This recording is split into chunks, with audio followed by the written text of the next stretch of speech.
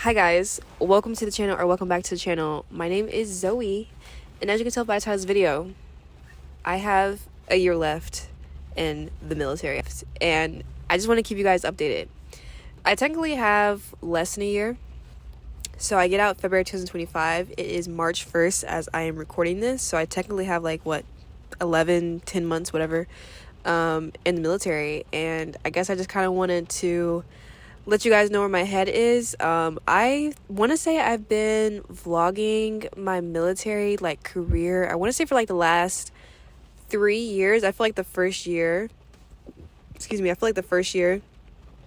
I didn't vlog, and then I was like, I should show this. These last 3 years, a lot of you guys have reached out to me on my Instagram or have left comments keeping me updated on your enlistment journey, and it has given me so much life because when I started making these videos, purely just for my own purposes of documenting this part of my life, because I think really early in my military career I kind of knew that I wasn't going to enlist, but it also is still such a, I don't know, life-defining moment, and so I still wanted to have something to show for it, and that's why I started recording these videos. And I just had no anticipation of anyone actually really watching my videos and actually engaging with my videos or reaching out to me to let me know hey, I appreciate you making these videos, or hey, I just listened to Army and your videos helped me. The fact that people have reached out to me about that has given me so much life. So thank you to everyone who has reached out to me, who has let me know, everyone who has left a comment, everyone who has left a like, everyone who has watched my videos and have just watched my journey this far in the military. I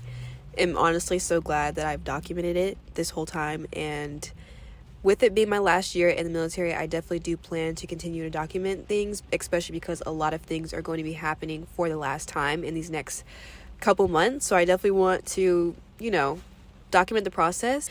But I have officially started the counseling process. So last month I had my first counseling session with the retention officer, just kind of, getting on paper that I don't plan on re-enlisting and why I don't plan on re-enlisting, and that's part of the reason why I wanted to go ahead and make this video, just to keep you guys updated on why I did not plan on re-enlisting, and just again take you guys through that journey to why I am not re-enlisting.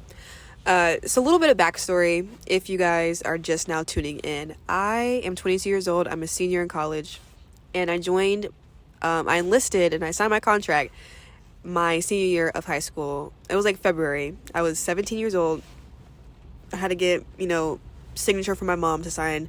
And the reason why I had signed and I had enlisted is because, when I was in JRTC at the time, I was XO of my battalion, and I took a lot of mentorship from my senior instructor.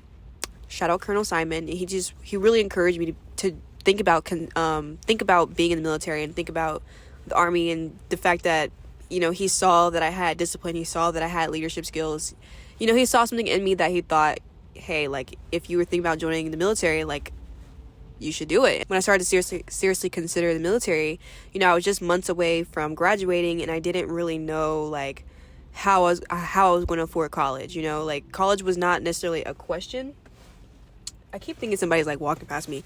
College wasn't necessarily a question. It was more so how am I going to support myself throughout college? My own hands. And I started to watch YouTube videos, the videos that I make. This is also another reason why I create these videos, because the videos that I watched when I was in high school helped me to make more of an informed decision, I guess you could say. Although I feel like an informed decision is still very limited when it comes to joining the military, because it's one of those things you can do as much research, you can watch as many vlogs, you can talk to as many recruiters, you can get insight from as many people who are actually in the military, but until you're actually in it. So I enlisted February of my senior year. Not even a month after I graduated college, I shipped off to Fort Sill, Oklahoma. I was in 2nd platoon. I was Reapers. My drill sergeant was Drill Sergeant Simonton, and Drill Sergeant Daniels, I want to say. I know his first name was Danny. I don't know why I knew that. I just knew his first name was Danny. If I decided that I did not want to go to college, I most likely would not have joined the military.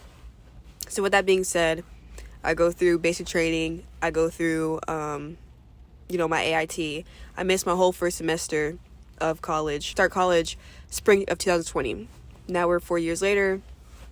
I'm graduating in May. And the National Guard has done exactly what I needed it to do. Like, I was able to become more financially independent. If not, no, I am financially independent, not more. I have been able to become financially independent because of the support that I get from the military. So I get my drill checks, I get my weekly, not weekly, I get my monthly stipends, and I also enlisted with a $20,000 bonus. And so I've been getting those checks at different increments in my life. So when I got to, or different increments in my career or my contract, I guess. So like when I got to my unit, it had already been a year. So I got the first bonus. So that was $10,000, not including tax, just saying. And then I want to say last year I got my second half, or I got my 5,000, and then last week I got my last 5,000 as well. So I also got a little bit extra money on the side that has also been super helpful, and that was part of the reason why I was able to go to Thailand, why I've been able to take some trips, why I've been able to start investing, and just it really helped like kick myself off financially in a way. And that's exactly what I needed the military to do. And if you do join the military, you'll probably hear the advice at some point in your career to get as much out of the military as you can, because the military is going to get as much as it can out of you. And I just feel like I've gotten what I needed to get out of the military, so I'm good. Okay, cool. So getting out because, I got what I wanted from school. Okay, cool. Have you considered the other benefits of staying in the military? Have you considered the other benefits of staying in the National Guard? Also, there are like specific benefits to being in the North Carolina National Guard in specifics. I'm sure there's other like special benefits if you're in another state and then in the National Guard, but I know that North Carolina specifically has benefits only for North Carolina Guardsmen. Have you considered the other things? Have you considered the healthcare? I'm 22, so I guess in 4 years from now, I'll have to figure out my own healthcare situation. Have you considered, your retirement plans? Have you considered, the benefits you'll get if you stay in for 20 years? Have you considered, like, all these other things? Like, there's so much more that I could benefit from, and the answer is yes. When I look at the trajectory of my life and where I would like to go and where I am working to go, I don't really want to compromise what I'm working with the military.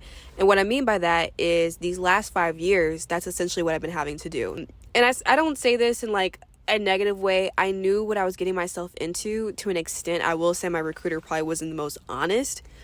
But I think living it out from more college stints, there has been a lot of instances where, my civilian life and my military life has clashed. And it's like, you can expect that if you're doing part-time military and part-time civilian. So that's not necessarily the problem. Like, I mean, that's going to happen.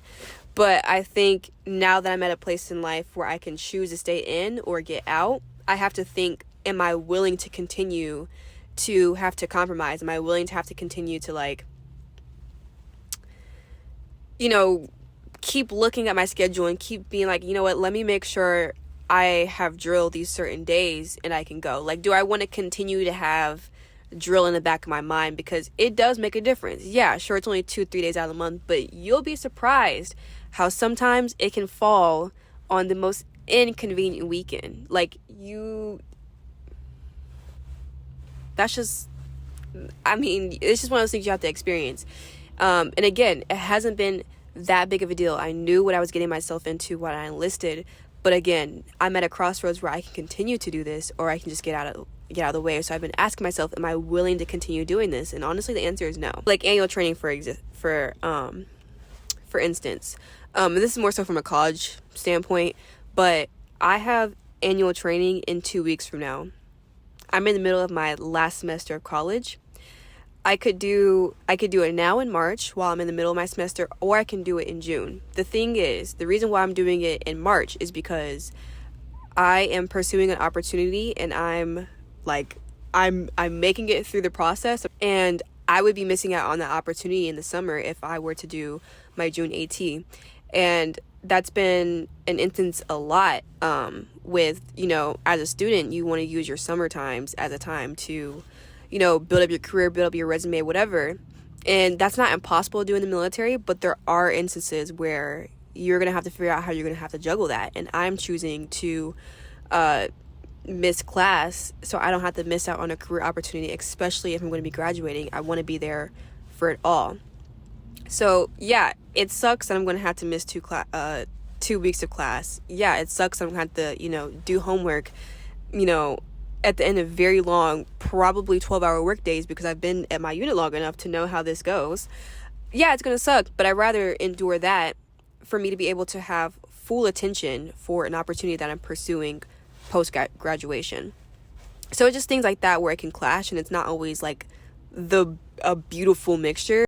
I do want to make sure that I emphasize that it is possible to be a National Guard and be a college student. Like, that's not what I'm saying. Like, let my life and let, some of the videos that you see on my channel be living proof that you can be in the National Guard and be in college, that you can do June AT, summer AT, and do internships and, do, what you need to do in the summer. Like, I'm just saying, like, you might have to choose your battles a little bit. You may not have a perfect situation, a perfect circumstance. That's all I'm saying. You just have to give a little bit in certain areas.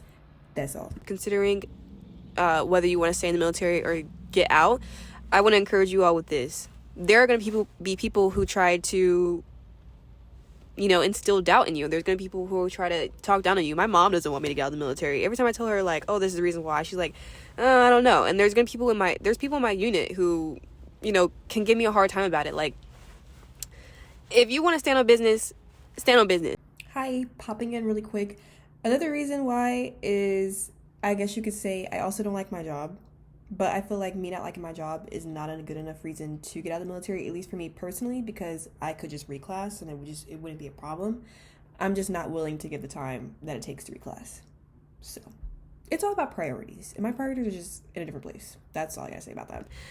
Again, it kind of goes back to the point of I'm so glad that I recorded and just like documented this process, because it is a very like life-changing, a very like life-defining, very core memory of joining the military, getting through the initial training phases and like being a unit. Like, this is something that I will carry with me for the rest of my life, and it has molded me into the person that I literally am now, like in this moment, talking to y'all about why I am, and I do believe that I am a better person for being in the military, and the things that I have learned and experienced and have had the chance to just like, do things and get paid for things that most Americans will never experience. Also, I want to add that I've also met so many amazing people in the military. Like, there's just something really special about the camaraderie in the military, because there's not a lot of people who can relate to what you have gone through. And I'm very thankful for my unit. I really like my unit. Like, I like the people in my unit, and I can't think of another group of people that I would rather go through it with. We're a little dysfunctional, don't get me wrong, but I really like my unit. Go ahead and make this video, roughly a year out, is because, again, I've been a resource to so many of you people. So many people, that sounds so bad. I have been a resource for a lot of y'all who have reached out to me, on Instagram or in the comments or whatever, and people who have asked me questions. And so if I can continue to be a resource for this next year, like, I want to be able to do that. So if you're watching this and you have any questions, feel free to reach out to me. Feel free to leave comments. If you have any video requests of things that you would like to see, let me know, and I would be more than happy to do that. Like, now is the time to do that, because in a year from now, I'm not going to be able to do those things. I will also say this. This is something that I wanted to talk about as well. So I signed a 6-year contract, right? But I technically signed an 8-year contract, and I want to explain this. I don't know if it's the same for active, but I want to say for the reserve, technically you're signing an 8-year contract. Things could be different because, again, I enlisted 5 years ago, but I know that I technically signed an 8-year contract. And what this means is that for 6 years, I'm actively drilling. The last 2 years of my contract, I am in, I want to say, individual ready reserve, which basically means that if something were to pop off and they need more numbers, if they need me, they can call me, and I'm obligated to pretty much show up.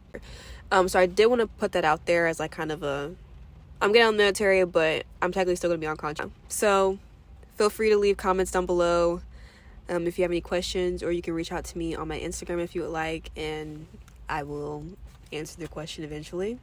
And yeah, stay safe, y'all, and I will see you guys very soon with another video. Bye.